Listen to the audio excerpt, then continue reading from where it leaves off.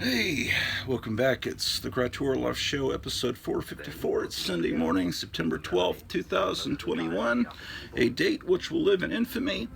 But here in the Gratorloff International Building of Trade, I have just hopefully successfully connected this Super Nintendo and this Atari 2600 to this television. So just plugged everything together. Let's see how things go here.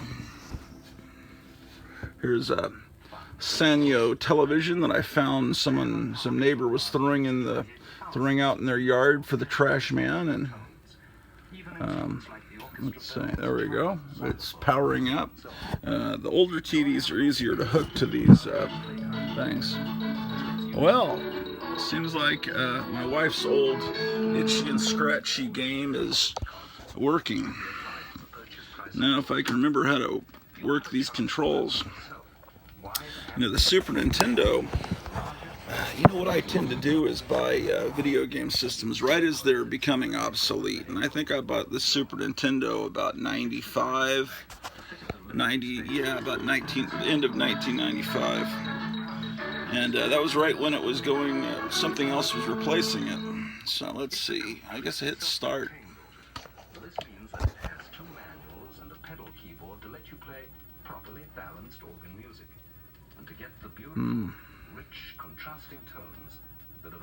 So this should provide some entertainment during the apocalypse, perhaps.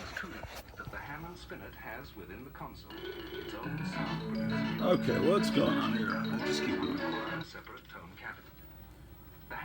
I can't remember how this works.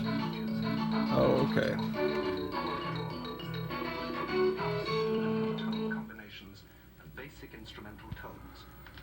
Of course, I can't play a game while I'm holding a camera phone, but at least I've ascertained that this thing works. Okay. And the control's working. Okay. Now, let's see if this Atari 2600's working.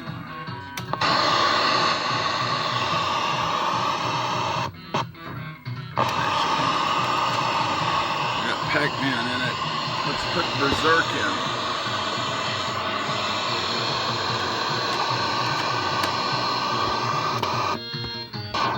Oh, okay. A little bit of static, which probably is because this connection back here, I probably need to make a better connection here. Let's turn this volume down a little bit. Sounds a little bit like the Flintstones theme coming from Itchy and Scratchy.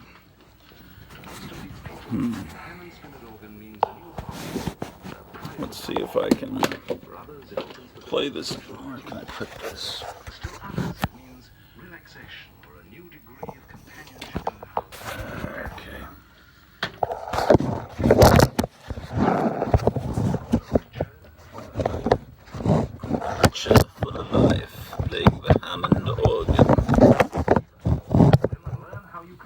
Okay, let's try this out, just make sure it works, then we'll go do some early morning organizing in some of the other rooms, just making sure that this setup is working.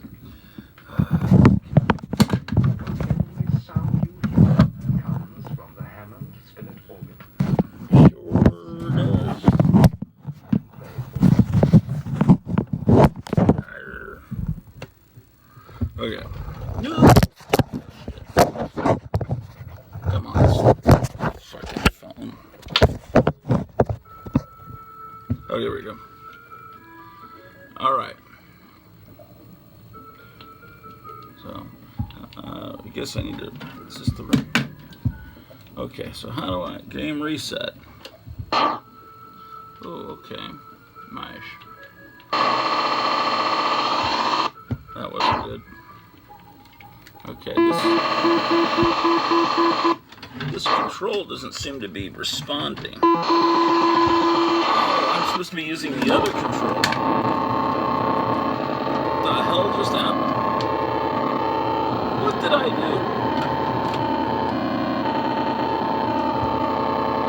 Okay. Something bad just happened. What did I do? What did I did? What did I did?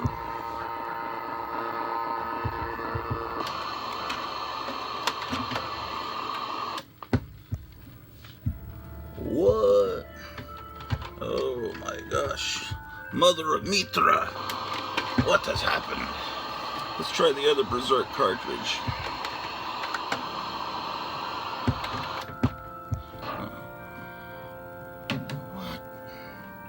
What in the name of Sam Hill? Okay.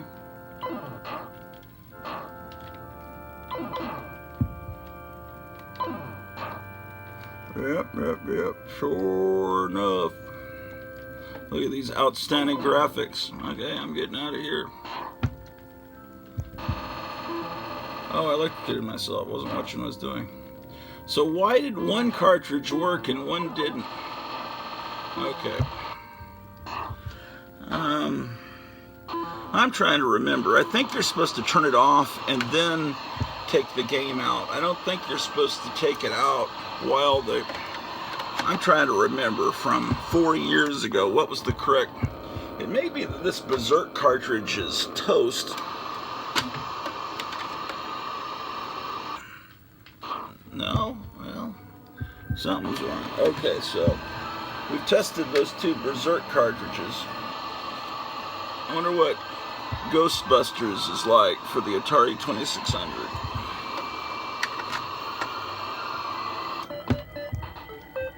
$1985 Activision.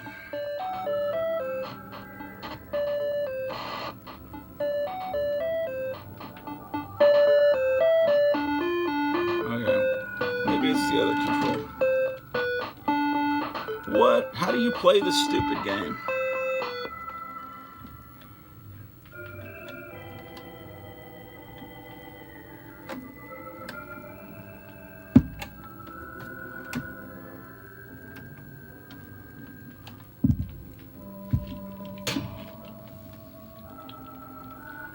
Man, I don't remember how this stuff works.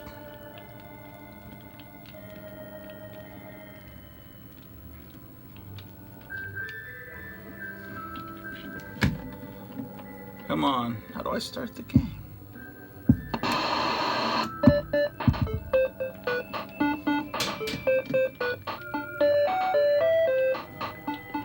I don't know what I'm doing. So what am I? Am I the...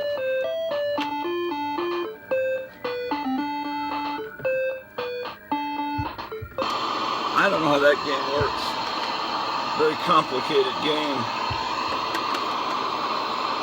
And then I also have an Xbox I'm going to hook up here momentarily. Oh, this is working.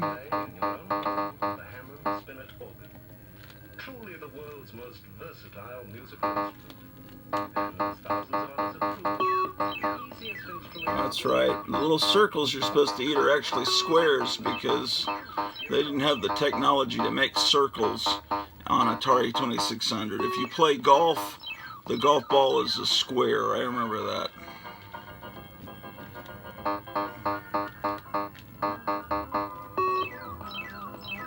Oh, shit. Okay. So everything seems to be working. Fantastic. Sort of working. Okay. So there's that. Turn that off. Sure enough. Turn that off. Turn that off.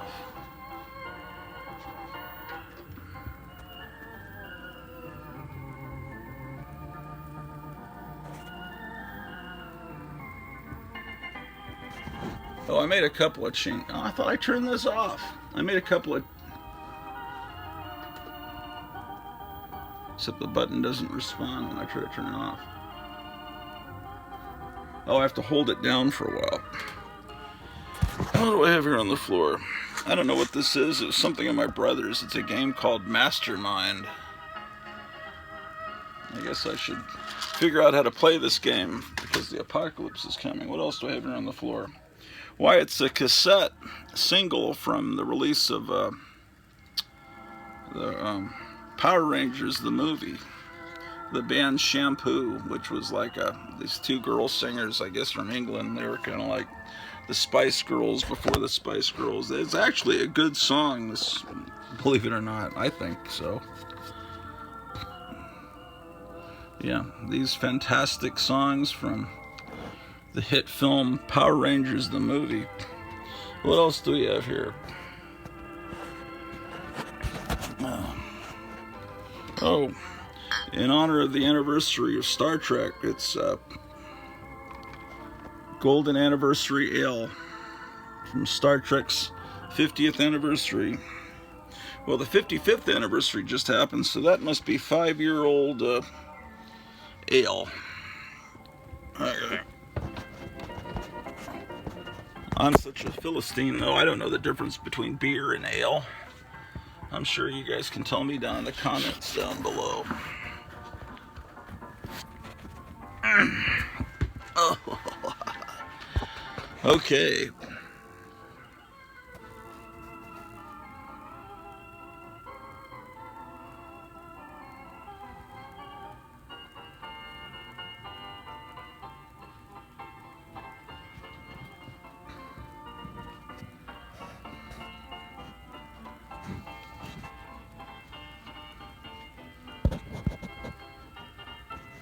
I don't remember who gave these out. I forget if it was like probably about 10 years ago. They gave out these monster masks. I can't remember who gave them out. Was it Papa John's Pizza? Somebody like that. Well, I put these band members here.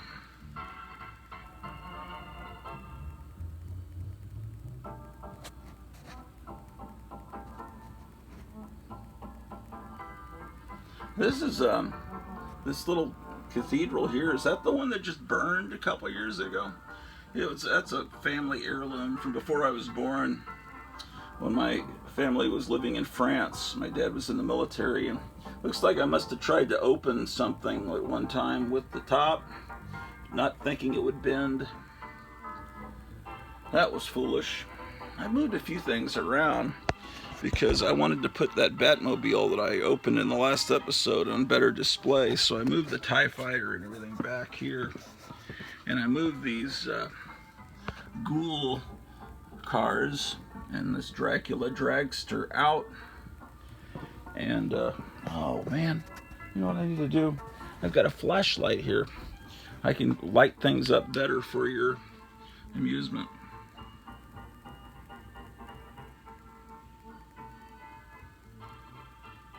This is recent vintage here.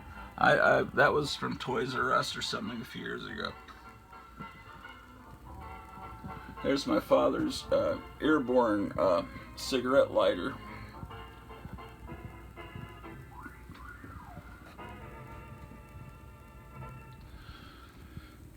Well, yesterday I talked for, gosh, probably a couple hours with the comic crypt keeper of Castle Hills in San Antonio. That was fun, talking about the history of San Antonio and memories. He's a great guy. There's where I put the Batmobile that I opened yesterday. So it's on display with the Batcave background, and then I put this Batman record there so you won't see the cardboard edge. So this Japanese guy is from right after the war. My mom lived in Japan for a year, so I didn't even know until after my mom passed away that my mom had been married before my father, and she I guess must have married someone right after World War II that was over there stationed in occupied Japan. So that's something that she always had with her. It looks like he has a lightsaber, doesn't it? So it's a Star Wars collectible. See this little brown guy back there behind the alien? That alien was, let me open this glass so y'all can see better. That's one of my my birthing person. That's her Hummel. you know, she had a whole bunch of Hummels, and when my mom passed away, or whatever, they were all divided. Most of the Hummels, I guess my father must have, actually when my father passed away, he must have left them all to my sister-in-law, and so I got to keep one or two Hummels from the collection, and that was one of them. Not that I'm into Hummels. I built this Green Ghoul Lindbergh model kit, and Joe Riley built that alien and sold it to me. But this little brown guy was from a Super 8 film from the late 70s that Aaron Sims made. Aaron Sims was a school friend. He's now one of the major production designers in Hollywood. So if you look up Aaron Sims, you'll see that he's been responsible for the looks of a lot of movies. Unfortunately, and I'm not knocking his art or anything, but he's responsible for the looks of a lot of movies that I didn't like. And I didn't like them because of the looks of the movies. Like the Green Lantern movie, he's the guy that designed the that glowing suit that's not cloth, which it should be cloth. So anyway, he designed the looks of the Marvel Hulk movie, not the one that was an hour and a half about how Bruce Banner was abused as a little kid or whatever. The Hulk movie where he fought the Abomination, he did the production design, the original. What do you call it? Like what Ralph McQuarrie did for the Star Wars movies, where he painted the paintings and so they knew, you know, what this movie was going to look like or what they wanted the movie to look like. He does that. But yeah, he did these paintings for that Hulk movie. But it's not so much his work as, you know, it's Jack Kirby's work, really. You're just painting it. But anyway, I don't mean to insult my school friend. It's just his art's great. It just seems to have a different sensibility to me. I wouldn't have done that with Green Lantern, and I think a lot of people agree with me. That's why the movie sucked. This isn't wheel. This isn't wheel. This isn't real. It's a totally false fabrication. It's just, you know, somebody at a convention glued photocopies onto a modern box, but it's a replica of a cool box. This is real, though. How about that? Super Sugar Crisp. You'll never see the word sugar in the name of a cereal anymore. Now it's a Super Healthy Crisp. Yeah. Yeah, look at all this stuff. Oh, there's Sabrina on the back. How about that?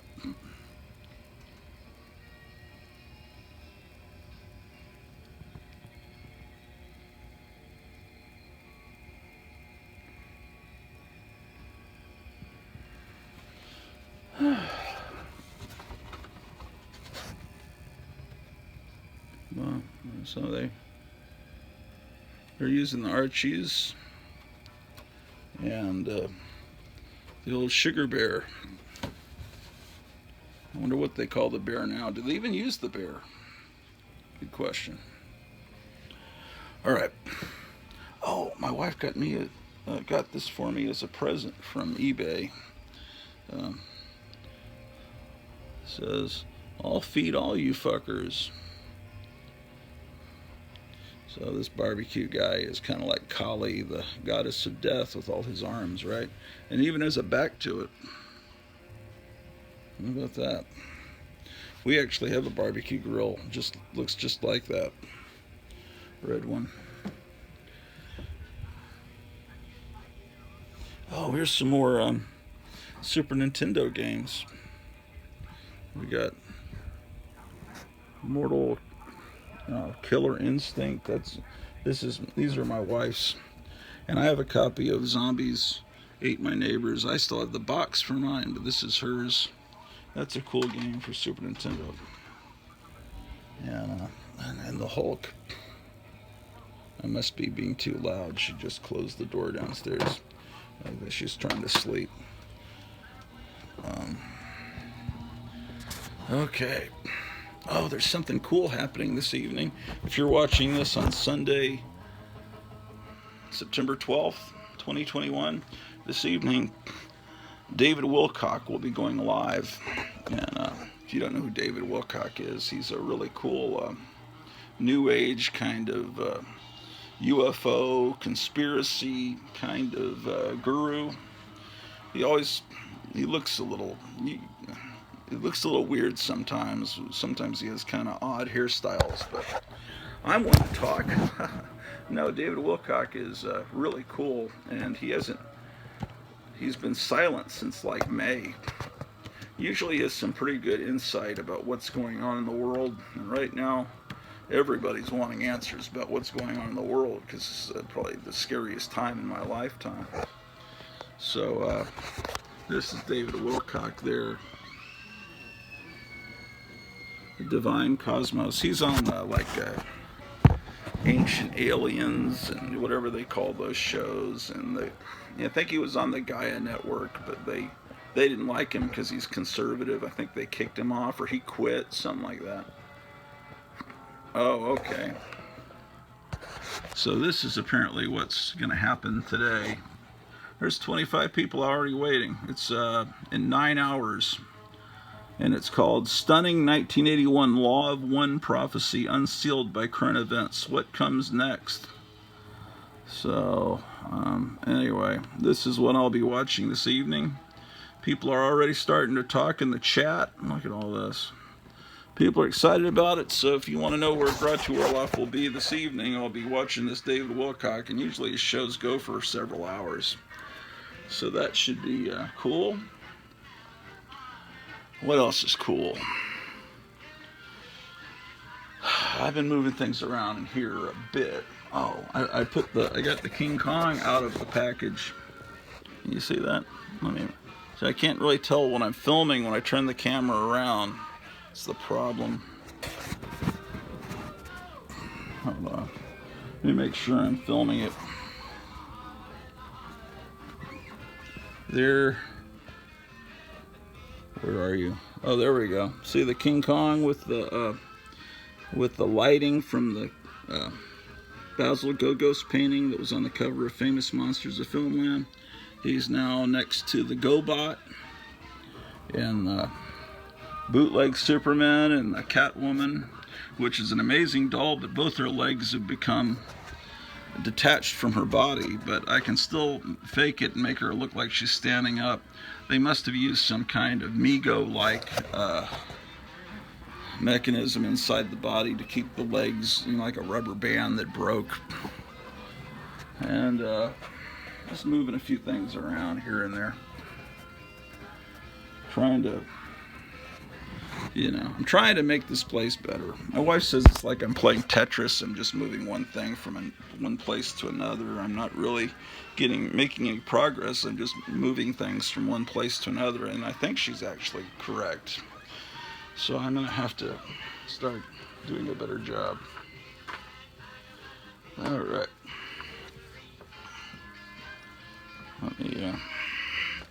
So I'm still moving around here. With great difficulty.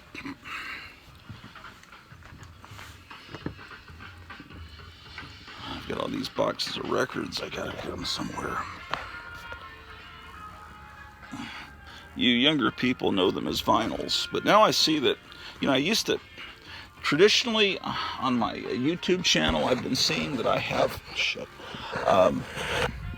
like some people in their 30s now watching, and some people in their 40s, but now lately I've been checking the last week. It's like the only people in my audience here on the Grattu Orloff channel are age 55 to 65, 54 to 65. It appears like 100%. It's weird.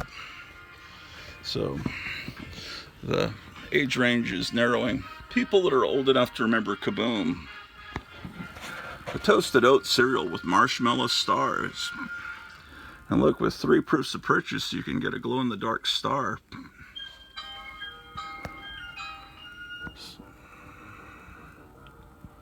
Yeah, see, if you don't have this star, they won't let you go in supermarkets. So, okay.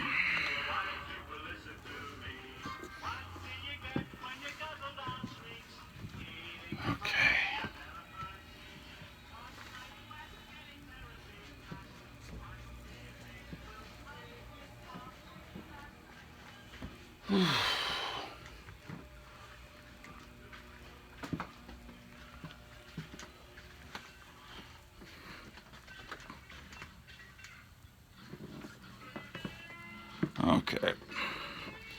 Back in the Bronze Age room. Let's see what we can do here. One moment.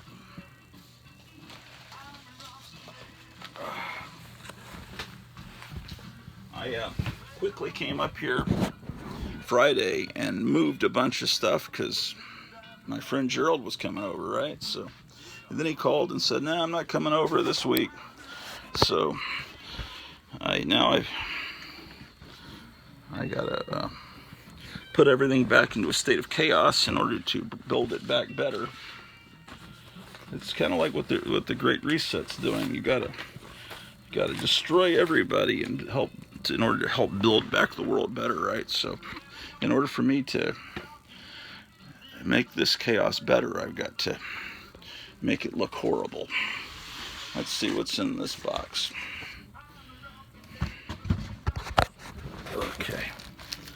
All right. Well, this is Action Comics.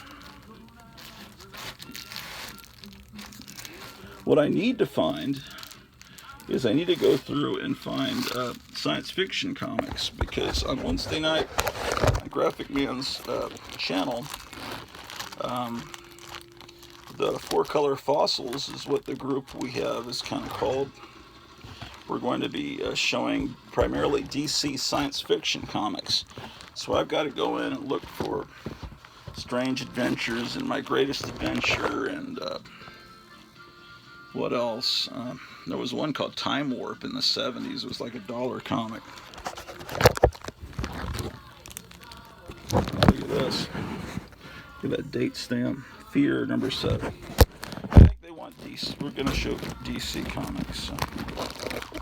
Oh, here's my Adventures on the Planet of the Apes comics.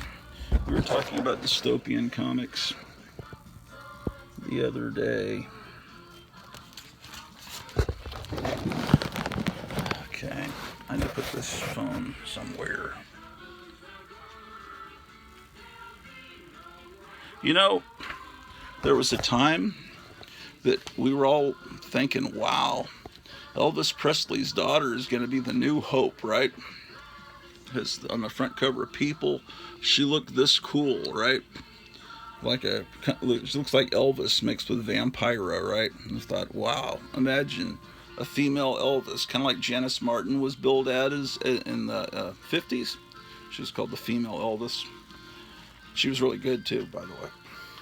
And there were a couple of other girls that were billed as female Elvises. One was a stripper that was weird. Her pasties were guitar shaped, and she kind of looked like Elvis. But anyway, we thought that whatever the fuck Lisa Marie Presley was gonna, someone could just write some songs for her, and if she had a voice, she could have been great. This is what is that date? March 1st, 1993, on the cover of People.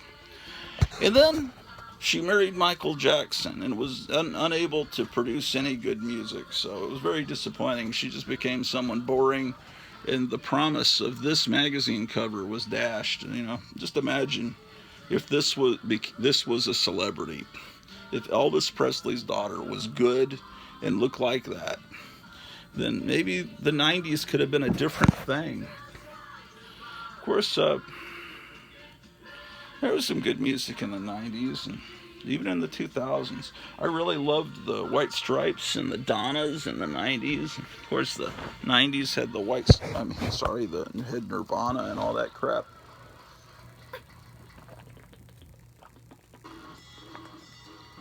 The baby from their Nirvana album cover is now grown and probably pushing 40 and is trying to sue, saying that he was exploited. Interesting. Okay, so what am I doing sitting here?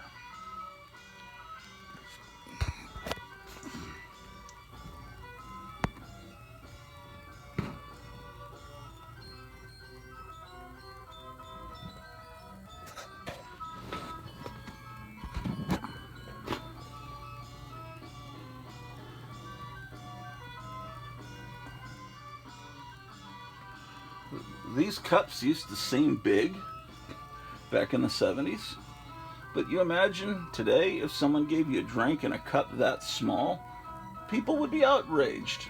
These are actually very small cups. Let me give you a sense of scale. Next to my hand, you can see those cups, even today at a fast food place, if someone gave you even a small size cup, that small, you would be just incensed. It's amazing how things have changed. That's why we're all so fat today. At least I am. But I'm gonna lose some weight. I've got to.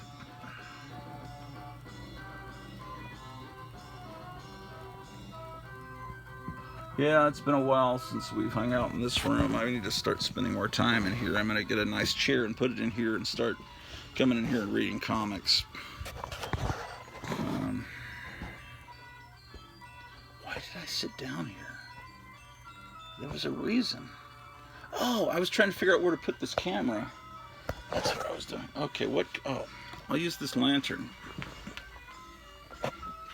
Alright, that's why I was looking at because I have this pile of stuff here, and this cover of People magazine is there, and I gotta move this. That's what I was doing. Okay, move that. Then I can put this lantern here, right? Hold on. And then I can put the camera here, and then I can show you some comics. How about that? Back in the old days, this is how they would reprint Golden Age comics, like this.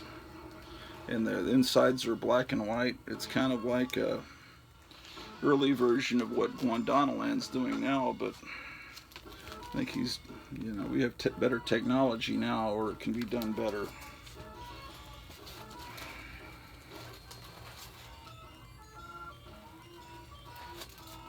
There's Starro, as popularized in the Suicide Squad movie.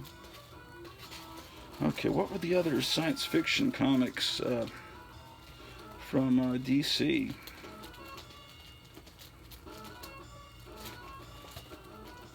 This is actually a religious comic.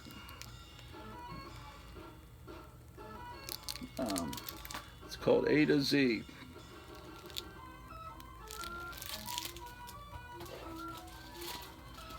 I love these Dave Stevens covers.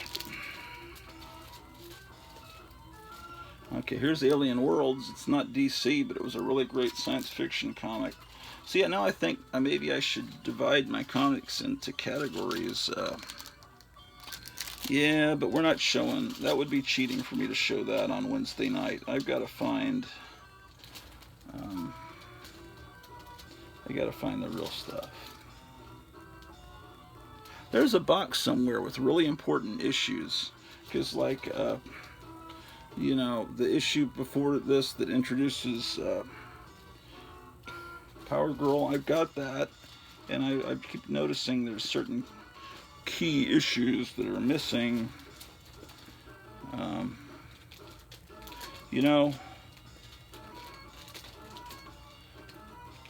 People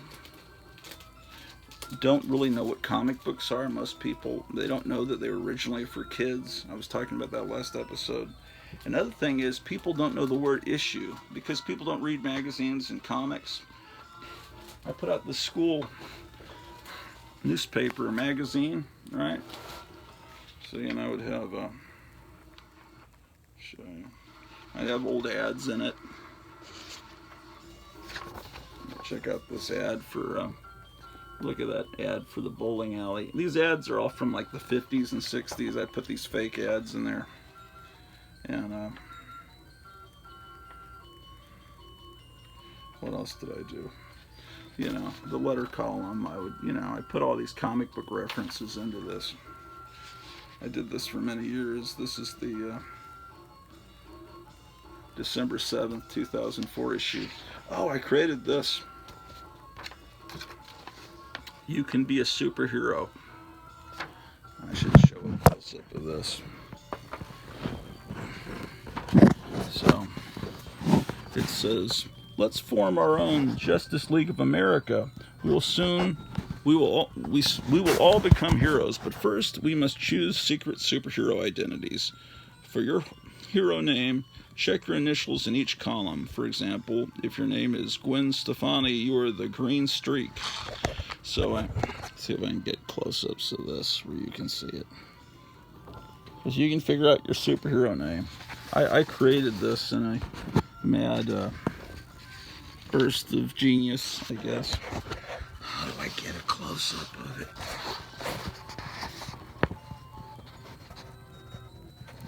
Oh man. Sitting on this inflatable bed, it's sinking down, it's driving me mad. Okay, I'll get this guy.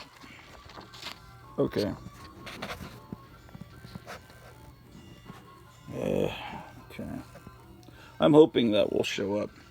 So your first initial, second initial. I'll just say them. Just write it down. So like, if your first initial is A, start your name with amazing. B, black. C, copper. D, deadly. E, electric. F, fantastic. G, green. H, horrible. I, incredible. J, jungle. K, killer. L, lightning. M, magnetic. N, nuclear. O, omniscient. P, purple. Q, quixotic. R, rampaging. S, super. T, terrific. U, uncanny. V, vampire. W, white. X, xenophobic. Couldn't think of anything. Y, yellow. Z, zestful. And your second initial, the initial of your last name. Atom. B, bolt. C, comet. D, diamond. E, Egyptian. F, fighter. G, grasshopper. H, hamster. I, insect. J, juggernaut. K, commando, spelled with a K. L, lord. M, mysterian. N, nightmare. O, owl. P, phantom. Q is question mark. R is ray. S is streak. T is terror. U is umbrella. V is vigilante. W is whirlwind. X is x-ray. Y is yeller, like old Yeller. And Z is zebra. So like my name, Gratu Orloff, let's see, I would be the Green Owl. I would be the Green Owl. My real name, my initials are KW, so that would be the Killer Whirlwind. Like Graphic Man, you would be, G is green, M is Mysterian, you'd be the Green Mysterian. Meyer Greenblatt, you would be the Magnetic Grasshopper.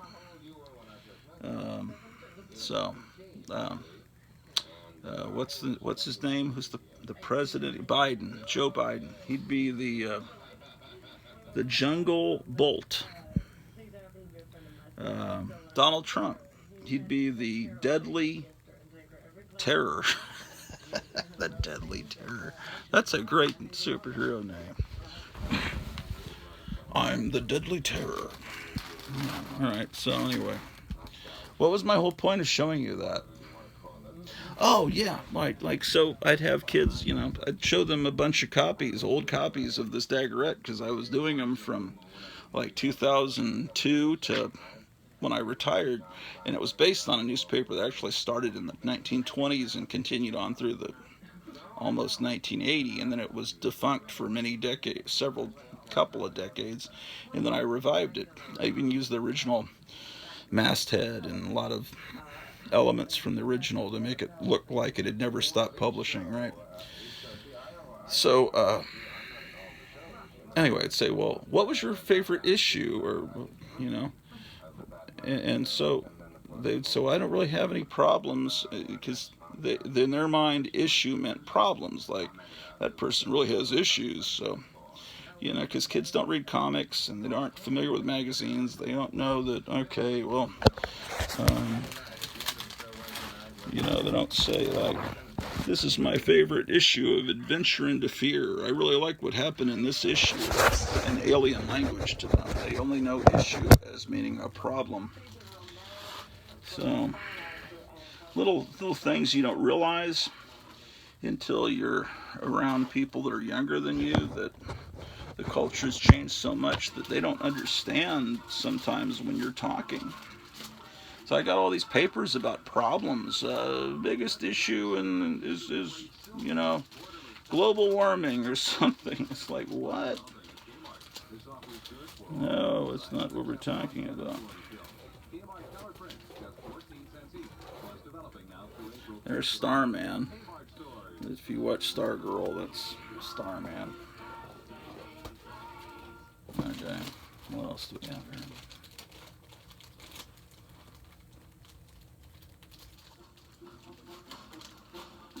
Yeah.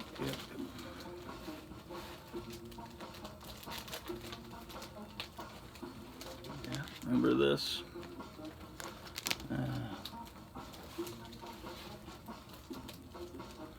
Here's we're talking about visions of the future. This is how in the 1970s they envisioned how we'd live today in a world after we've been taken over by Martians. Let's see what else we got. American flag, yeah. I liked Iraq, Son of Thunder, this comic. This was cool.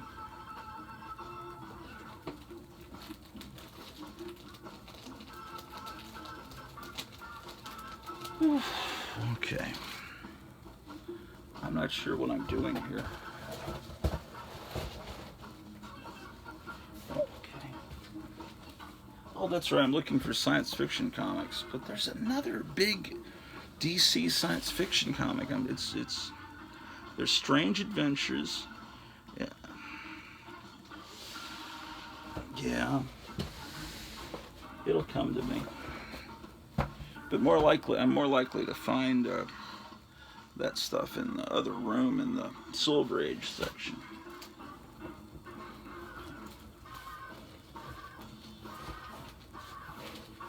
Here I am in the T's. Let's see. Tomb of Dracula.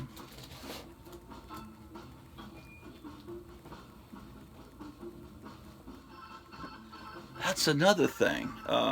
Everyone I'm talking to keeps their comics separate by company. And I'm starting to realize that really might be an interesting, like I'm looking at these Gold Key Twilight Zone comics here. And I'm thinking maybe my Gold Key should all be somewhere separate. I think that might be a better way to go. My Warlords are in another box somewhere. That was a really good science fiction Marvel comic. This is an extra box. This stuff has to be. This has to be alphabet. I see what this is. This stuff has to be put in with the other comics. This stuff is out of order. Yeah. I never really fully finished the organization of this Bronze Age stuff. That's the problem. Over here, now that I've got the Atari hooked up, are some more games. Back behind this Thailand couple or whatever they are, I've got some more games in the box, and here's Space Invaders, and there's the box for Pac-Man, or maybe that's a different copy of Pac-Man.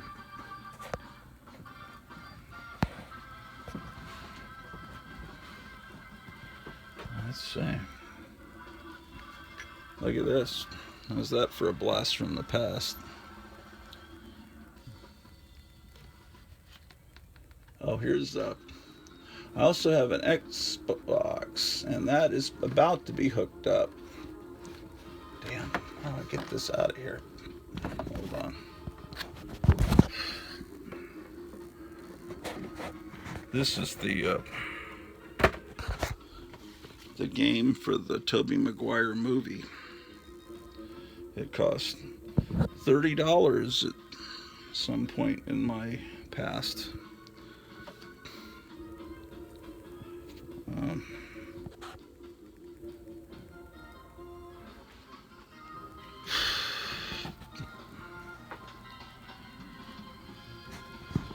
well, there's no way to tell time up here. I just realized I don't have any working clocks up here, so I need to go in the other room and look at the computer.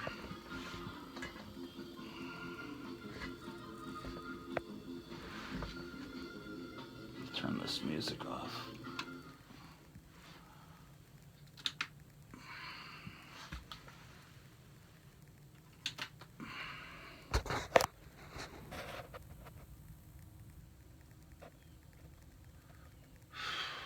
Okay.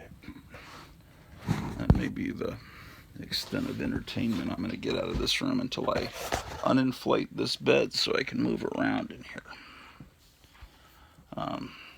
My wife's wanting us to move the master bedroom up to this room because that way, if evil people come into the building of trade, they'd have to go all the way up to the 7th floor, and the last room they would reach would be room 3 of floor 7, the top floor of the building, and then we'd be ready with our fire sticks to eliminate the menace.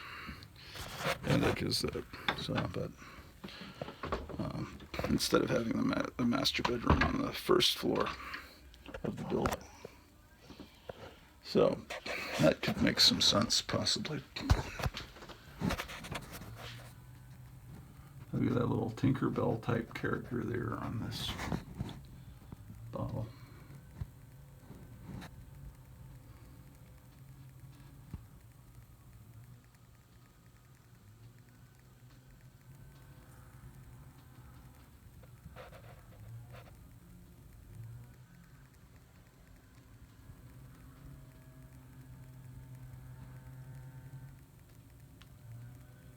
Need to do some dusting.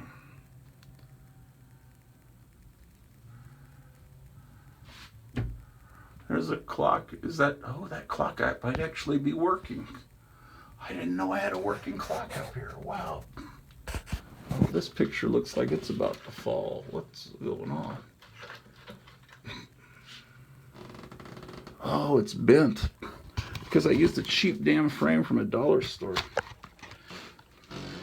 Foolishness. That could have fallen and destroyed my noggin. So I need to rectify that situation.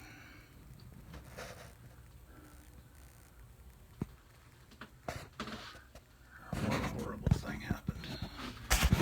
Yeah, man. You know, you get something at the dollar store. You think that's quality than this, man. I guess it's all the steam from the bathtub has created this melody.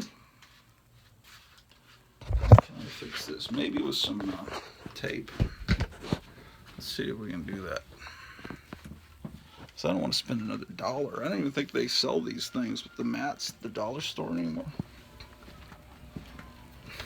I'm going to have to write a sternly worded letter to the corporate office of Dollar Tree about the quality of their products. I had some, maybe it's down here.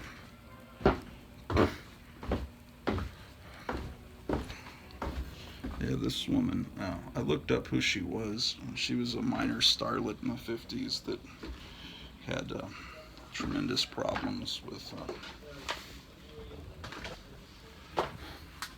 alcoholism, and I think she even was working as a prostitute for a while, this movie starlet, unfortunately. But you know, this picture as a cave girl is amazing.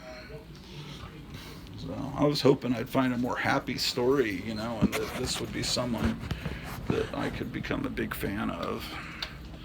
So I researched her somehow. I'm looking for some kind of tape to see if I can give strength and build this picture back better. Tape. If I was a roll of tape, where would I be? Power bank. That'll recharge your satellite phones. Everyone's selling these satellite phones on the internet for when the apocalypse happens. Yep. There's a salt and pepper shaker from Burger Chef. Oh, here's a picture of my wife as a little girl, looking like a Ramon. And here's a picture of a total stranger that I've adopted because I found this photo in a book or somewhere. And it's got this message on the back. When I find these pictures that have been orphaned, they become family members. And it's how I roll. I adopt people. This is a picture of my wife when she was younger as well. So, I'll put those somewhere safer. And there's a picture of the Addams family, and this is a person I don't know. It's from Yarborough Studios in Dallas, Texas.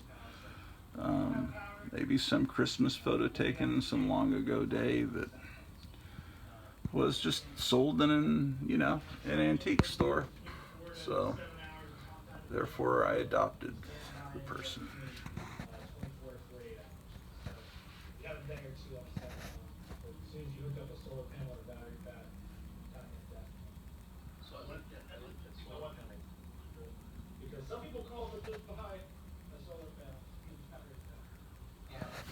Here's a game from ColecoVision. I don't know why I own it.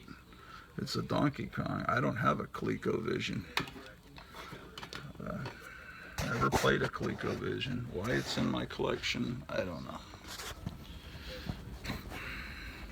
Better in my collection than in some dumpster or landfill somewhere, because maybe someday I'll meet someone that has a ColecoVision that wants a Donkey Kong, and they'll trade me for like an Amazing Fantasy 15 or something. I'm just walking around looking for masking tape. I think there's some upstairs. Wait, I was using it recently. Yes, I was. I think it's going to be here on this table. Okay, sunglasses. That's good to know those are there. Ah, here it is. The reason I knew it was there is I was, these cheap Walmart frames. They fall apart too if you don't put tape on the back. I learned that from Captain Strangelove. He sent me a couple of pictures and he had them all taped up on the back, and it makes sense because these plastic frames slide right off if you don't reinforce them with tape. So now I have a means to fix this. I went to Walmart trying to frame these pictures the graphic man makes, right? These amazing collages, and I got the wrong size. He prints his collages as 11 by 17s, and I got it 2 sizes too large. So what I'm going to do is put, I don't know how I'm holding it, like this, and that way the frame's not going to fall off. So that's basically what I'm doing.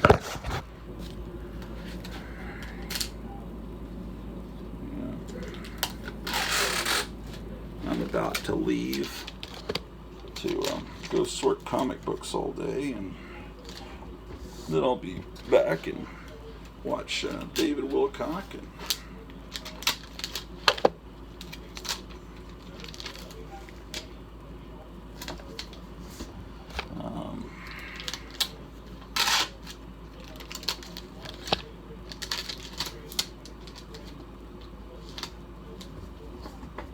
Okay, so now this picture. Shit, fuck, piss. After I've taped it, I've got it upside down, man. I gotta take all this tape off now. Because the hanger's on the wrong side. Can you frickin' believe that? What a moron. What a maroon. I taped it. Wasted all this valuable tape. All these slave labor in China that made this tape for me. And, damn it. Forgive my language. I don't appreciate their effort wasting this tape.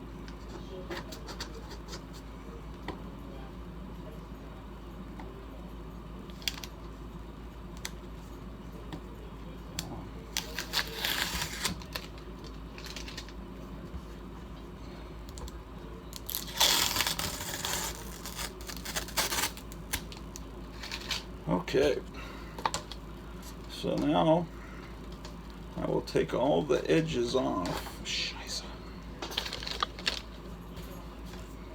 And then I gotta turn the cardboard around. Better do this on a flat surface.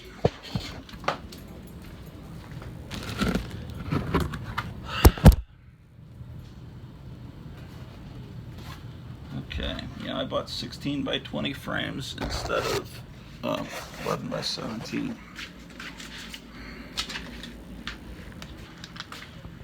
Okay.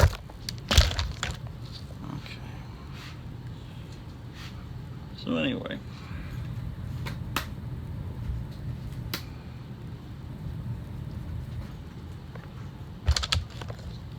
Shouldn't take too long.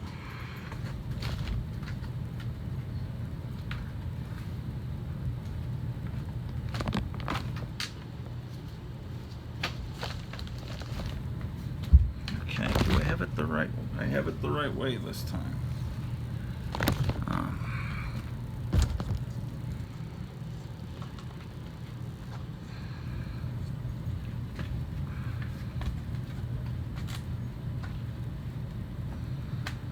But anyway, I was talking to the comic crypt keeper of Castle Hills yesterday in San Antonio, and seeing if he'd ever want to do a live stream. And he says, well, let me know if he did. But I had a great time talking to him, and I'll talk with him in the future, hopefully often by phone.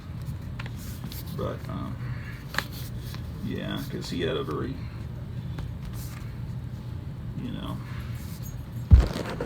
parts of our childhood kind of overlapped because we were both kids in San Antonio in the same time period, and kind of have a lot of the same memories of the local station, Channel 5, Ken's TV, KENS, that would run Star Trek at 4:30 every day after, school and elementary school, and then they would, every couple of months, rotate it out with Lost in Space.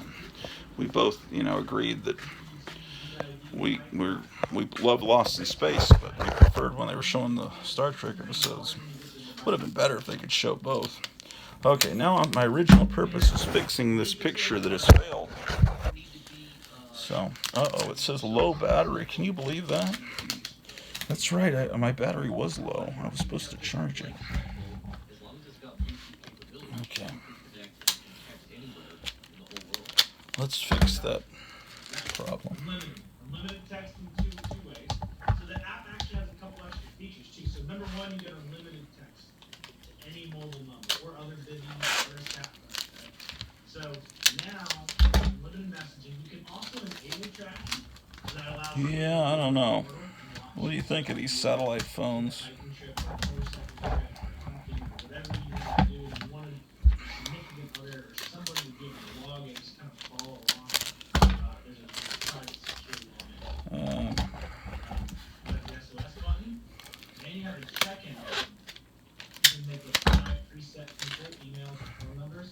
We definitely need to move out to the country. Definitely. Sure do. Okay. Perhaps that will hold now. Let's take this back up. This I hadn't caught that. This picture might have fallen to its demise. Shattered glass everywhere. almost tripped there. Probably that will wake up my wife.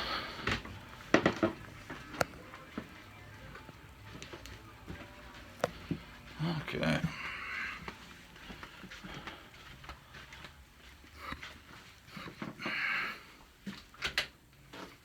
Okay, let's see if we can get this picture back up. This picture is amazing. This caveman rescuing the cave girl on the back. You got just like some garage in Los Angeles.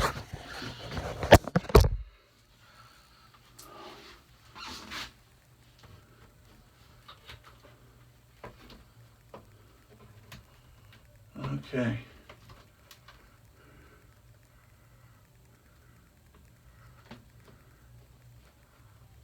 All right. The cave girl is back in the saddle again.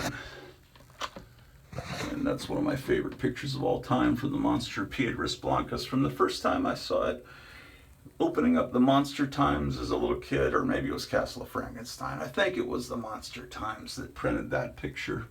There's nothing better in life than a creature from the Black Lagoon ripoff holding a severed human head. And of course, looking at this image, you think the movie is far more terrifying than it really is.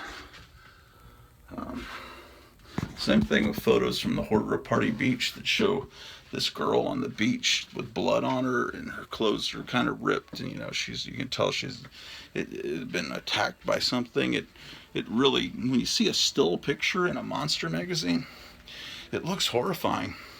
And then when you see the movie, it's kind of the silly thing with here's the poster to it. The monsters, it's this movie, but you take a still from it and it's like really scary, because the monsters look like they have like hot dogs for teeth. This is not old, but look at that. Imagine if you could have gotten that for your school supplies back when you were in elementary school. Since you're all about my age, you understand what I'm talking about. At least that's what the YouTube stats show me. I don't know if they're entirely accurate or not.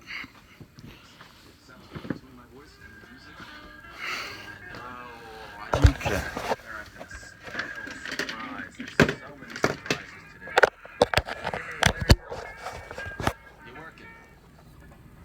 Thumbs up, thumbs down, Larry Purple.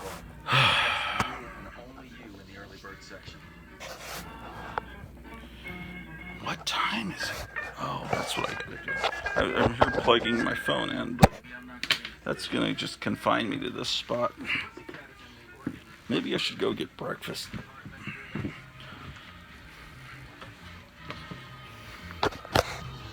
Let's see what the computer is showing me. 8:38. That is what the clock in the bathroom was saying, so it must be accurate. Let's see what's going on in the news.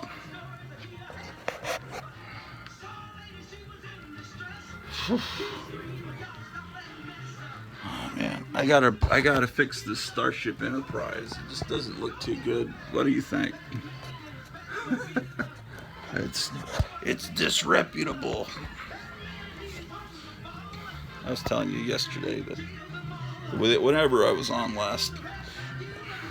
Oh, actually, maybe I didn't. I started a show and then I ran out of memory on the phone. And I may have been talking about that in there, and so you guys may not have heard me say that. My mother would always, whenever it was something she didn't like, she called it disreputable. I thought that word's funny because it's like, that Starship Enterprise will destroy my reputation as a museum curator, first class. I've got an uninflated Starship Enterprise.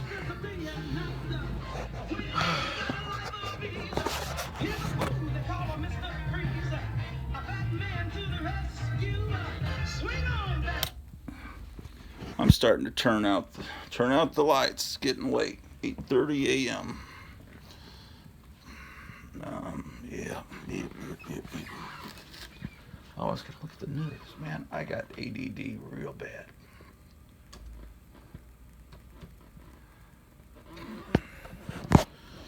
Okay.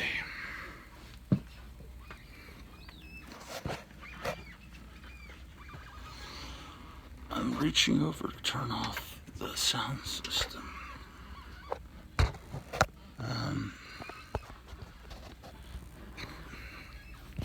I'm just thinking, I've got this hand grenade here. It was given to me as a prop. And I was thinking, how do I know it's a prop? I've never tried pulling the pin. What if, it's like, you start getting worried. What if it's real and it falls? It can't be real. I don't remember where I got it, though. I must have gotten it from my friend. Oh, look at this. There's actually good news on this communist-controlled dredge report. Look at that. What? Oh. Well. Let's see. Yeah, Dredge Report was either bought out, either they threatened Matt Dredge, they've got something on him, or it's been bought out and it still uses his name because it's completely different than what it used to be. Dredge Report is where I used to always go. It was like one of the first spots I'd go on the internet. And I still do it, but I now know it's all slanted. Like when September 11th, 2001, on that morning, the first place I went to get news was Dredge Report. And they didn't cover what was going on in New York for a couple hours afterwards. Maybe they were in shock or something. So now I go to this, there's a website that's more conservative, and shit, what's going on here? It mocks or imitates the look of the Dredge Report, but it looks like this. It looks just like it. Okay. Do you want to get breaking news? No, thank you. Anyway. HBO Max experienced the magic of Harry Potter. Oh, yes. Who cares? Grocery prices headed higher. Oh, nice. Yeah, there's a lot of people that are resigning from nursing, and now there's a lot of hospitals that can't deliver babies. There's one in New York. Here's Fort Lewis, where we used to live, in Tacoma, Washington. It's like, okay, now we don't have enough people to man the emergency rooms or the birthing baby rooms because everybody's quitting because they're not going to do what they're told. And so now, what's going to happen? El Hijo de Frankenstein. I was a teenage Frankenstein. Okay, got everything turned off in this room. I think so. Richard Nixon's going to take care of this while I ease on down the road. And the joy of playing video games is now once again about to be something that can happen because I've hooked up these machines.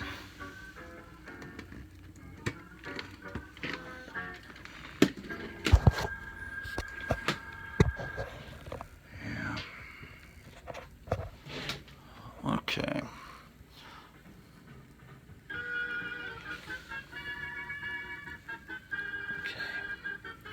That's turned off.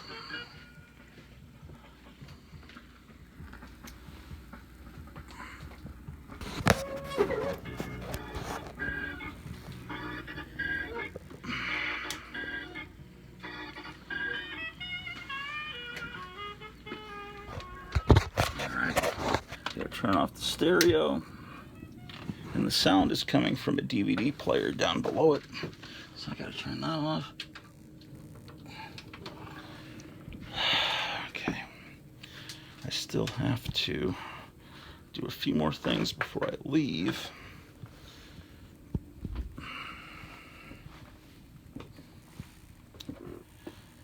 I still haven't watched this movie yet, Justice Society, with the Commandy animated short attached to it. Okay, that's done.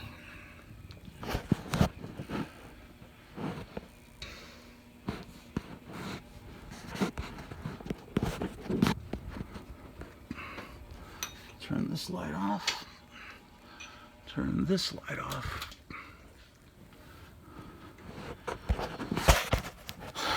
I've been leaving too many lights on. I've been told I've got to do a better job of that. Okay, I got my water. Ah. Okay.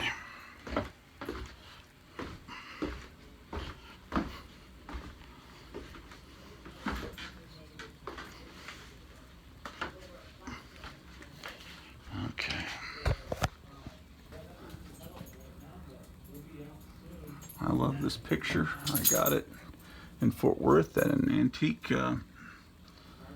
home supply store where they sell old doors and bathtubs and hardware and doorknobs, things if you have an older house that you can buy to fix up your house and make it look old. And I found this picture. I don't know who they are. It says on the back their names and their ages, but I just think it's a wonderful picture. So now they're my relatives.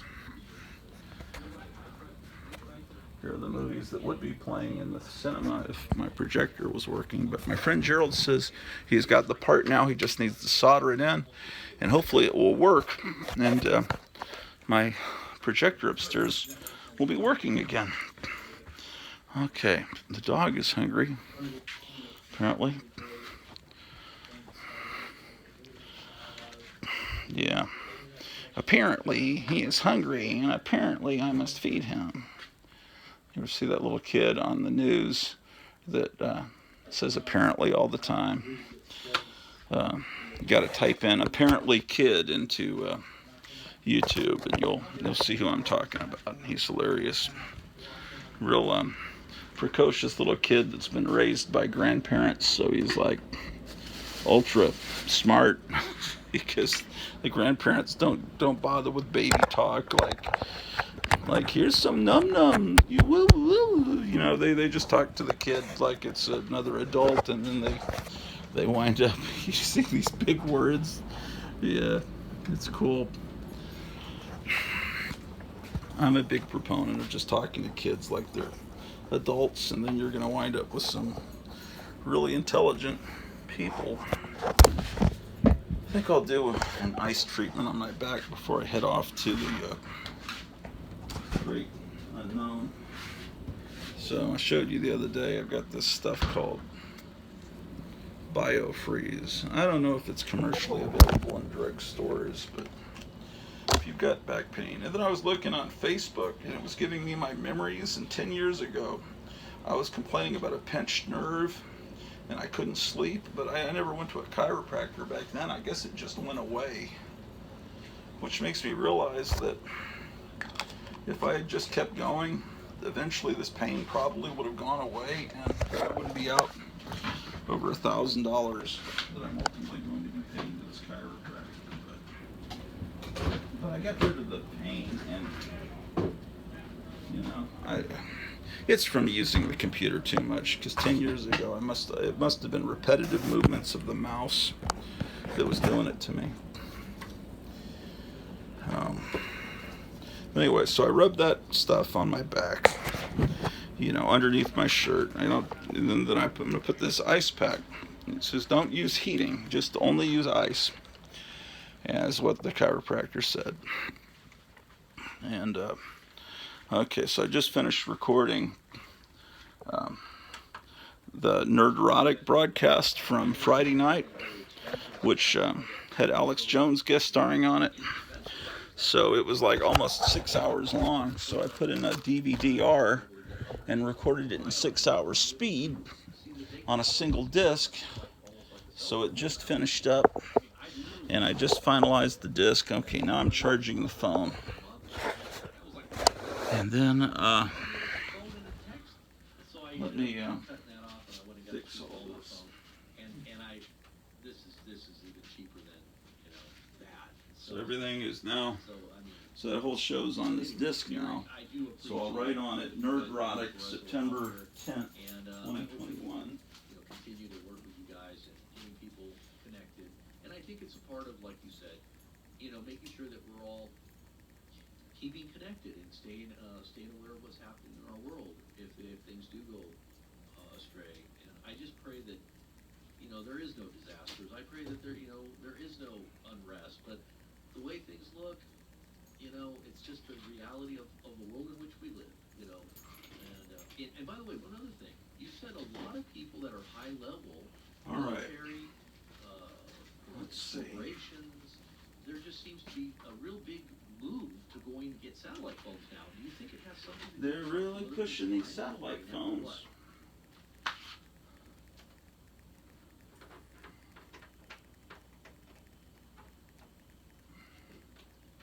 Okay. All right. One moment.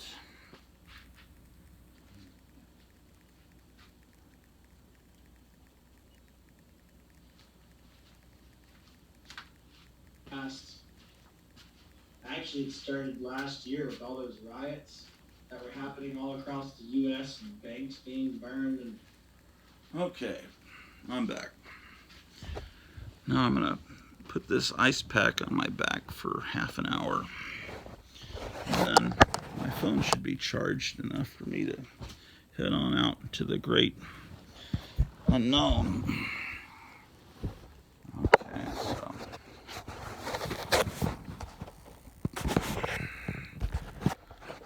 so I'm looking at the YouTube feed. So the first thing I'll do, I'm on Roku, so I'll go to subscriptions and see what. Okay, then I'm gonna put this ice pack back behind my back, and let's see what we got here.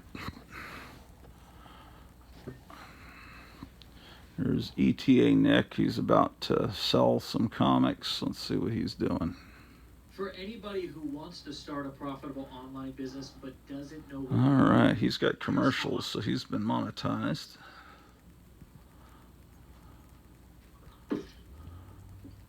Good morning, people. Let me see here. All right. Let's see.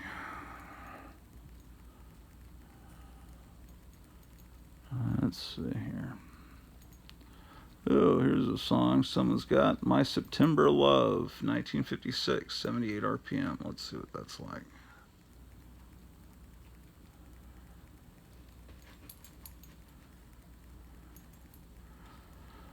David Whitfield with the Roland Shaw Orchestra.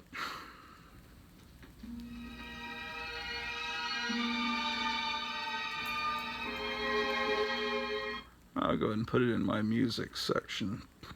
So I'm going to save this video into Music September 2021. Then I'll record it later. Let's see what else we have here.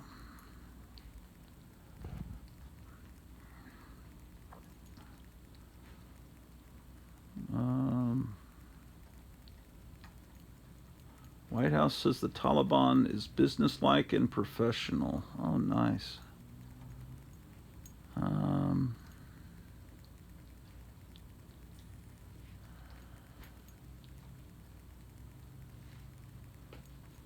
There's this restaurant near us called Fatouche. It's a Mediterranean restaurant, and all day long they play these Mr. Bean cartoons. I didn't even know there was a Mr. Bean cartoon, but it's like on their television all the time.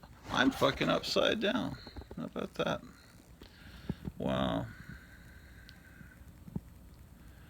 Let's see. All kinds of stuff. Well, anyway, this nice reminiscing with the comic Crypt Keeper of Castle Hills about San Antonio history. And I was telling him, my memories of San Antonio are really fond ones. I was born there in Brooke General Hospital, Fort Sam Houston in San Antonio in 1965, and I lived there until 1969 when I was 4 and when we moved to Germany. So I have these early memories of San Antonio. My older brothers playing with Tonka trucks and all kinds of neat memories, but not as many because I was real little. But then we went to Germany for 3 years, then we went back to San Antonio. No, we lived in Virginia for a year, And during the time we lived in Hampton, Virginia, I became really fascinated with Marvel monster comics, and that's when I remember buying the first Ghost Rider Marvel Spotlight at the 7-Eleven, and I was really into Ghost, the comic from DC, and House of Mystery, House of Secrets, all those DC horror comics, and all the Marvel horror stuff that was coming out then. That was second grade. Then third grade, we moved back to San Antonio, and during third and fourth grade is when it was kind of like the big awakening.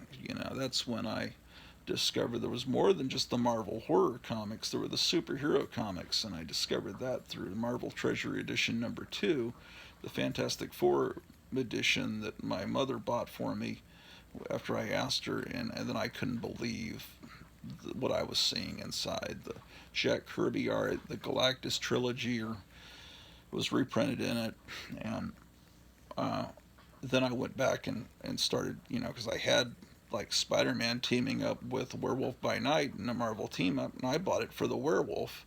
But now I see, okay, these superheroes are cool. Then there were a few superhero comics that my mother had bought for me when I was sick, not knowing, one comic from another, and she'd bought a Spider-Man, and I read that, and the story was great. And then I start picking up Marvel's greatest comics and Marvel Tales and seeing what these heroes were like in the Silver Age in the 60s. And then I'm picking up monsters, still fascinated with monsters, getting Monsters Unleashed. In San Antonio, where we lived, I could not find the Warren stuff very much. I could only find one issue of Eerie. I saw it one time, and then when we were downtown, after I went to the dentist one time, we went to a bookstore downtown, and they had Famous Monsters, and I got the Seventh Voyage of Sinbad cover there. But most of the stores that my mother took me into in San Antonio didn't have Warren. I'm sure they had Warren, obviously, at stores in San Antonio, but I wasn't. I was just, as a third and fourth grader, I just went to the stores that were near me that my mother went to. But I was able to get the Marvel monster stuff. That was very widely distributed in Mr. M Stop and Go at the PX, where because I did a lot of comic book buying at the PX because my parents were always going there to the PX, which is like, for those of you that don't know the military, the PX is like a big giant department store where it's clothing, it has books, magazines, stereos, everything you could buy is all there in the PX. And then groceries are in a separate store called the Commissary. And the thing about these military bases is they don't charge tax, and the prices are lower. And so my parents would always go do most of their grocery shopping at the Commissary at Fort Sam Houston. And so I was always being taken to the PX, and I'd buy these comics. The comics that are bought at PXs are the ones that are going to have those Mark Jewelers little inserts selling jewelry to troops, soldiers. So anyway, so I started getting, the Monsters Unleashed, which I'd started buying when I was in Virginia. Yeah, I remember, and then Plop was a wonderful comic at the time, and but then, all these things kept happening. Star Trek went into syndication. I discovered Star Trek. Then Planet of the Apes was put on CBS Friday night movie, and then they started showing all the movies in sequence every couple of weeks. Then merchandising exploded for Planet of the Apes and for Star Trek far more. Planet of the Apes started in the 60s. Star Trek started in the 60s. The toys that came out for both of those properties there wasn't that much in the 60s. But in the 70s, when that stuff was on, when Star Trek was put on in syndication every day, and Planet of the Apes was on television, then kids got to see these things more easily, and that's when the explosion of merchandising happened for Planet of the Apes and Star Trek. And of course, there were the Power records that had adaptations of a lot of comic books, acted out not very well, but it was cool at the time. And you get the comic book, you could read along with the little 45 RPM record that was enclosed. And it was just a magical time. Wacky packages started. They absolutely blew my mind. and I started making my own comic books with friends at Regency Place Elementary there in San Antonio, and it was so much fun. Great time. I discovered everything that I love. I was fascinated by Mad and Cracked and humor magazines and monsters, and had good friends. And then, we moved. I was explaining, because the Crypt Keeper of Castle Hills grew up in San Antonio. When you grow up in one place, I found that time kind of blends together. But if you move every few years, then you're very focused on what happened in what year, because you knew where you were living when you were exposed to that. So I told him, okay, imagine I moved to San Antonio at the beginning of third grade, right as plop number 1. I bought that from the 7-Eleven right as we were getting in the car to leave for San Antonio. So imagine from the time plop number 1 came out to right about when Atlas Seaboard Comics went out of business in '75. That's when we moved to Seattle or Tacoma, Washington, and then that was my 5th grade year, where that started with the Planet of the Apes cartoon on Saturday mornings and things like that. So anyway, once I was in Tacoma, Washington, it was a real come down. The people weren't as friendly.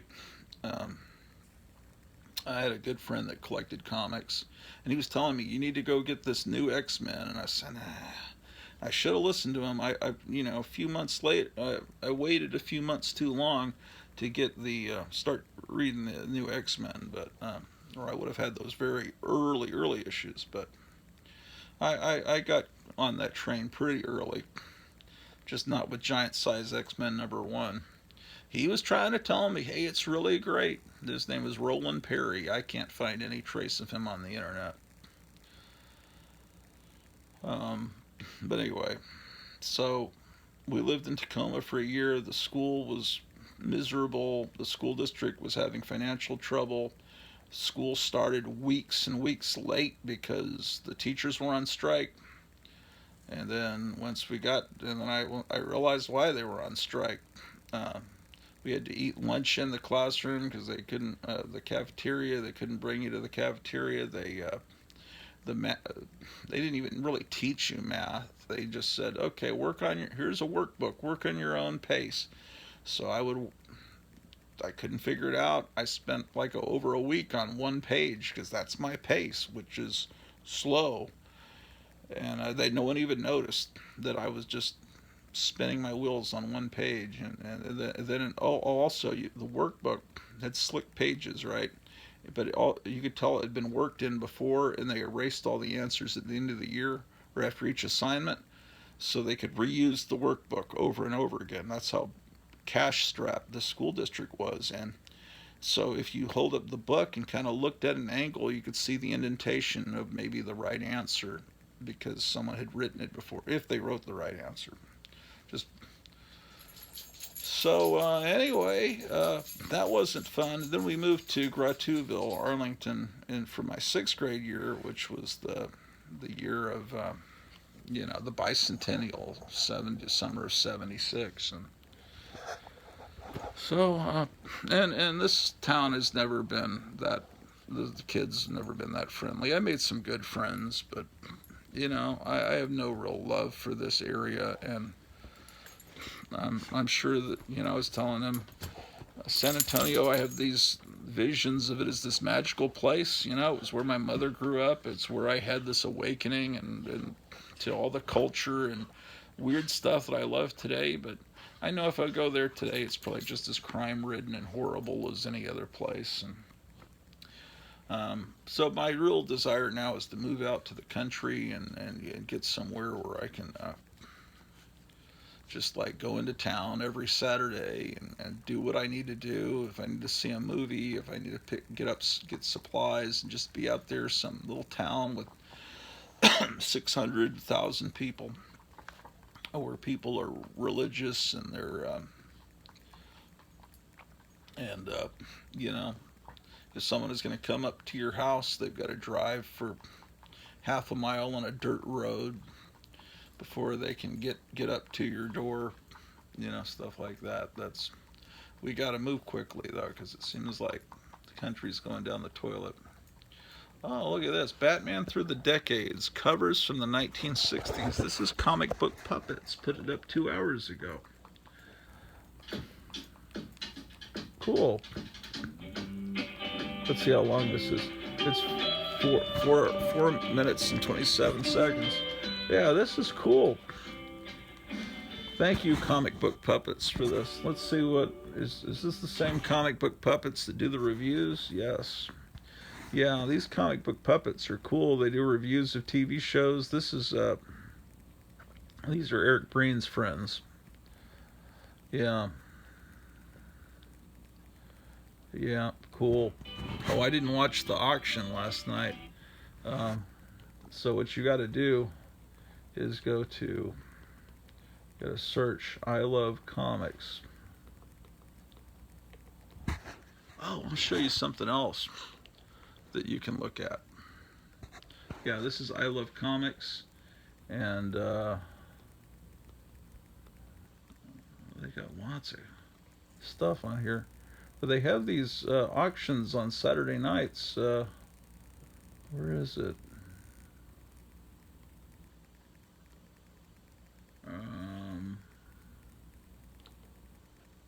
Oh, here it is, the generic comic book auction. With the timeless protection of ADT, it's safe to say. Hey Google, unlock the front door. Right. Hey, True Believers England team here Saturday night.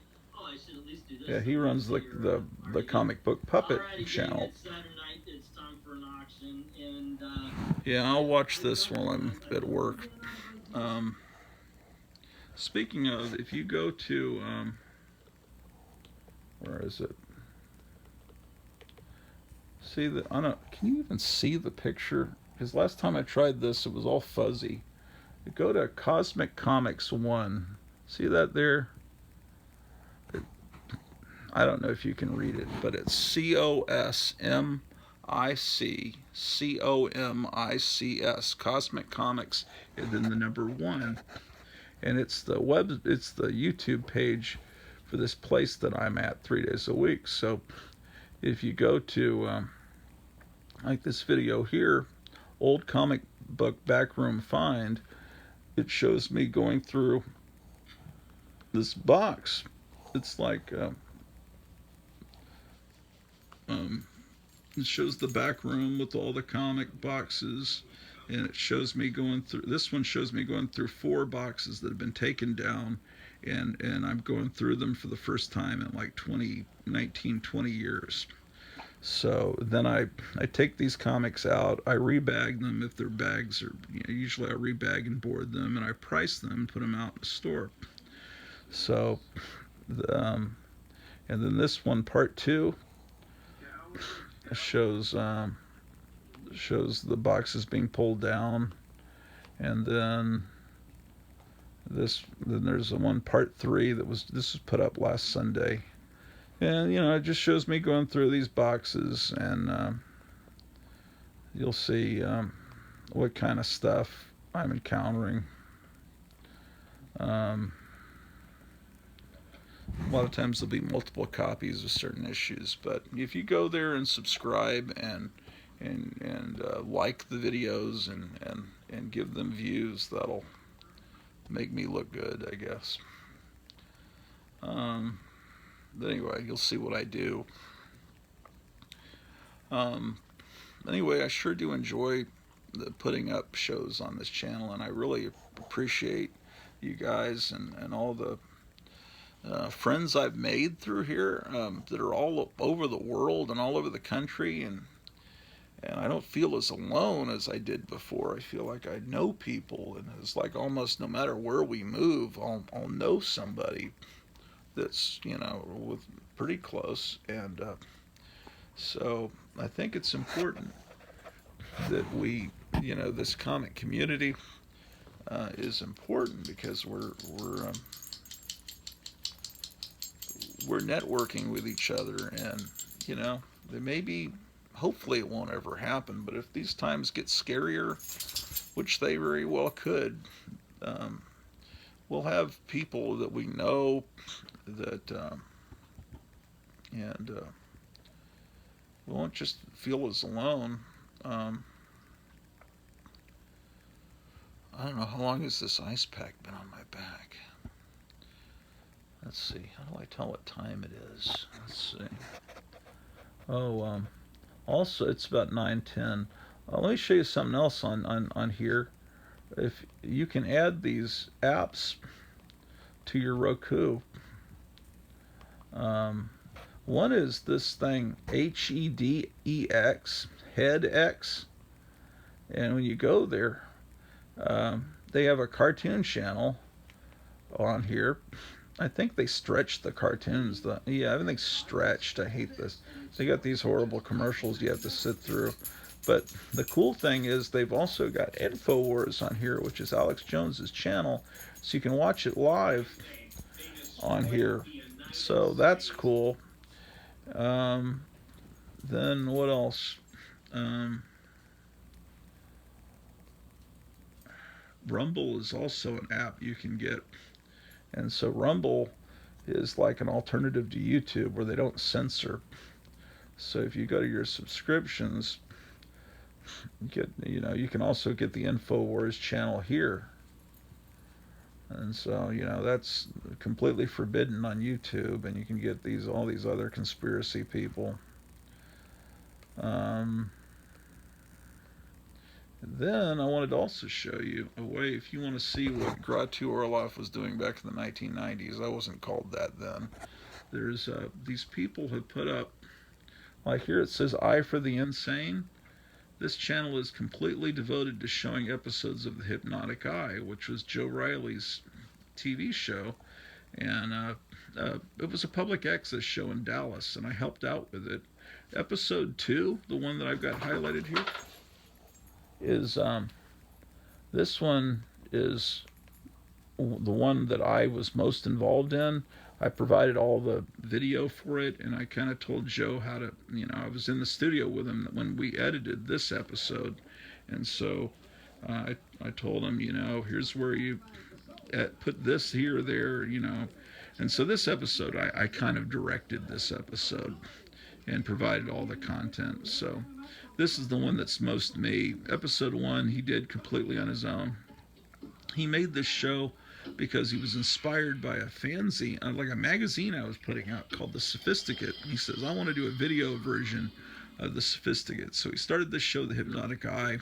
I suggested that he use the theme to Ultra Q as the theme for The Hypnotic Eye, and he created this great collage for the opening credits with all these monsters and things. And so anyway, you can fast forward. Oh, there's this puppet here. Where is it? Is me. This Donny Osmond puppet, if we can. No, that's not it. It's got all kinds of stuff in it. That's this used to be up on YouTube, but they took it down. I think there's copywritten stuff in it, more than likely. But on Roku, there's more than a few channels that are completely devoted just to this show. So you can get this one called "I for the Insane," because people take stuff that's in public domain, and this one called "Christian Movie Night" has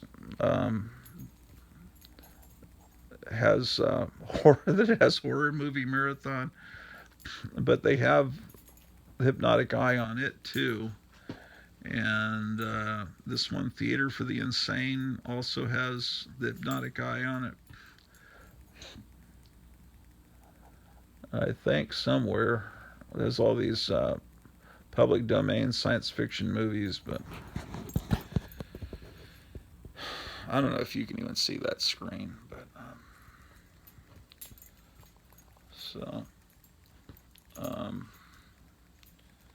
let's take a look here. So what you can do is watch David Wilcock tonight. It's going to be around 6 o'clock probably. You can download these channels on Roku, and you can see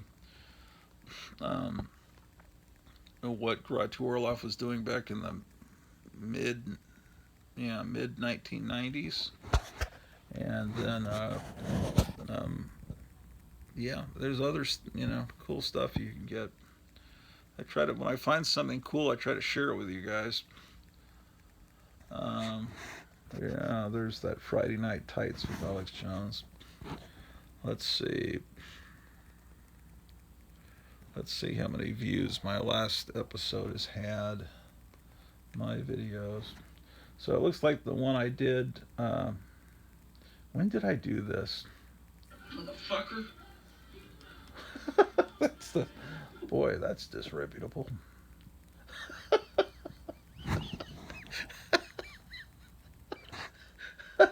I was angry that night, apparently. Back to the Grotto Orloff show. This is 453. September 10th. That said 217 views. I guess that's good. Someday maybe the channel will grow. Maybe it won't. As long as, I'm meeting friends and everything, I don't think it'll ever get to the point where I can make money with it or be monetized. I mean, I dream about it. It's like, wow, that would be great if I got a check for $30 a month, or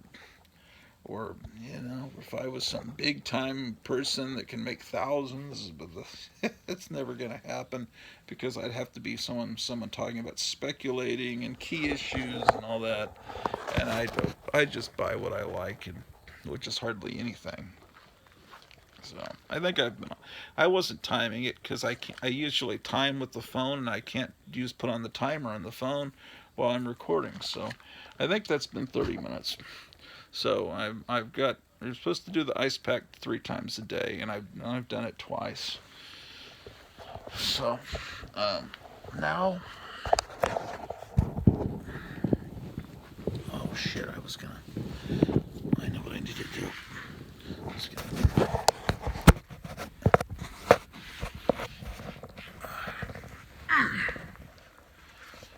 Okay, so I'll put this back in the refrigerator.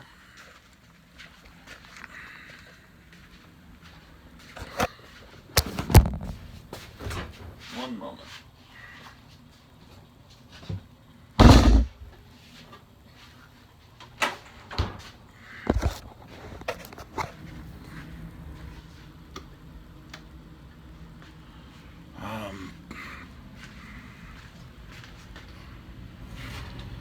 Get some pants out of the washing machine here.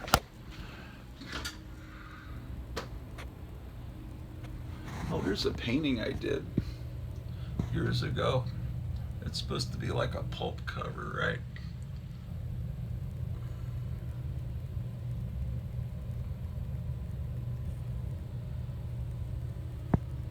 And then I framed it. And I started putting these monster cereal boxes on the ceiling, like a mental patient.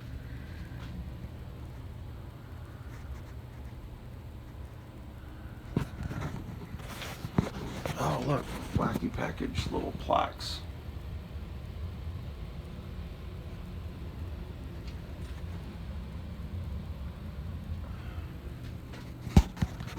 And that's the Carousel Club. That was Jack Ruby's club.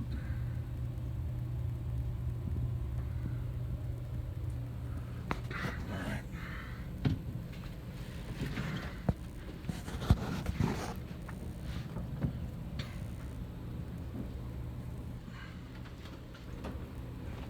Oh, look at this. When you cross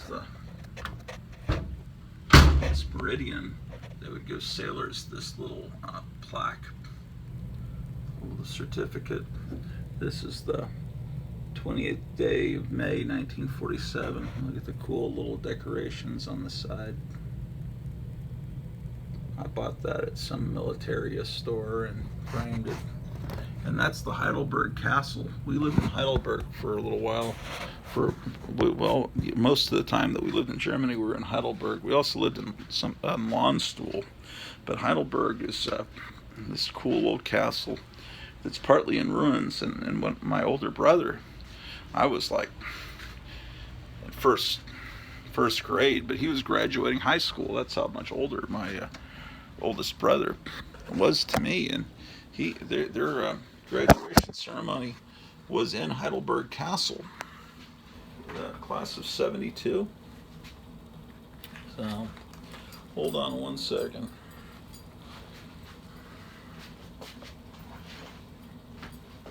Yeah, imagine having your high school graduation ceremony in a cool castle.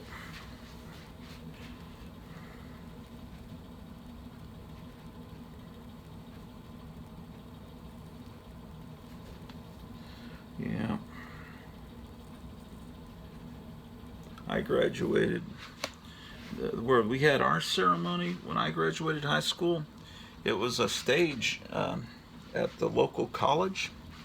But later I realized that the stage that I walked across to graduate both high school and college, on that stage, Kiss had performed back years past, and Led Zeppelin. So that's something else. Who knows what other bands perform there? Because that was the biggest local venue, I think, for bands to perform at in the early 70s to mid 70s.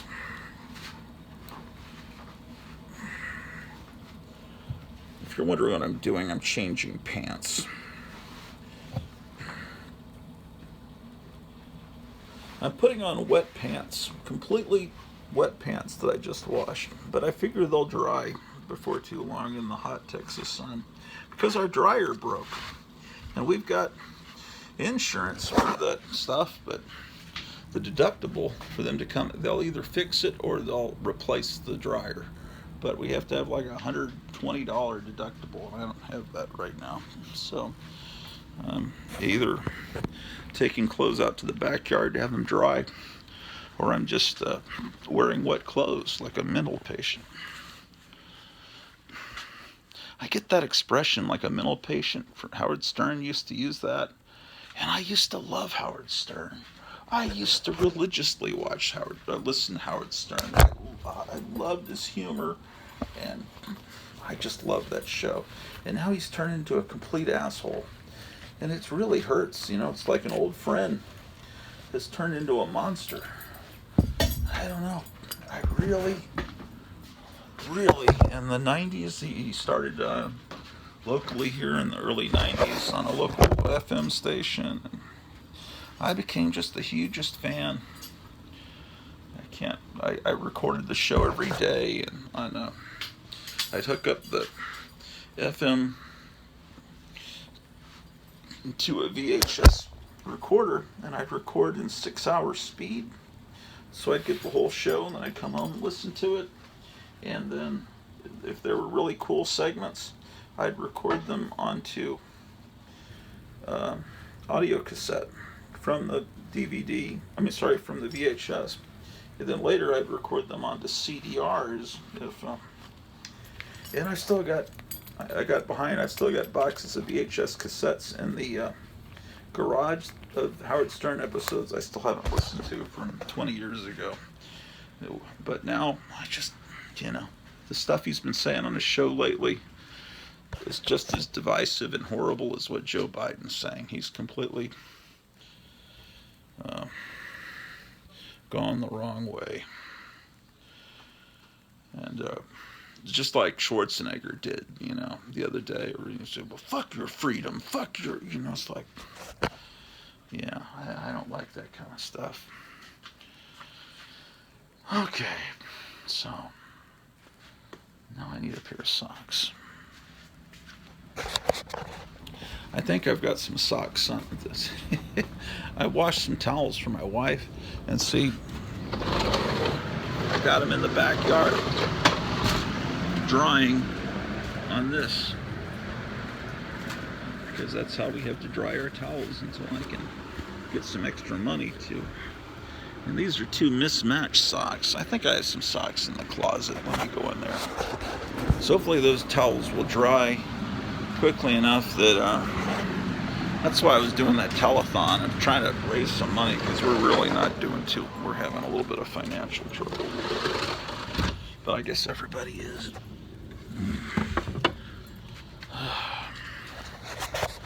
Oh, I did some socks the other day. I've got some right here, actually. How about that? All right. I forgot I dried a lot. Those I'd already dried the other day. Okay.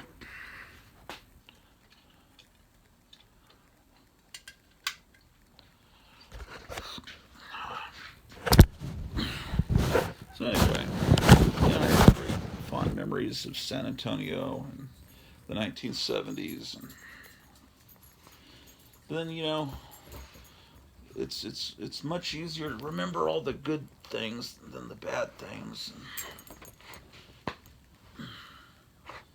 I remember the house we lived in San Antonio was a newly built house that my father had helped design the blueprints and was there because he moved to San Antonio a little earlier than we did. We stayed in Virginia while he was getting the house ready, and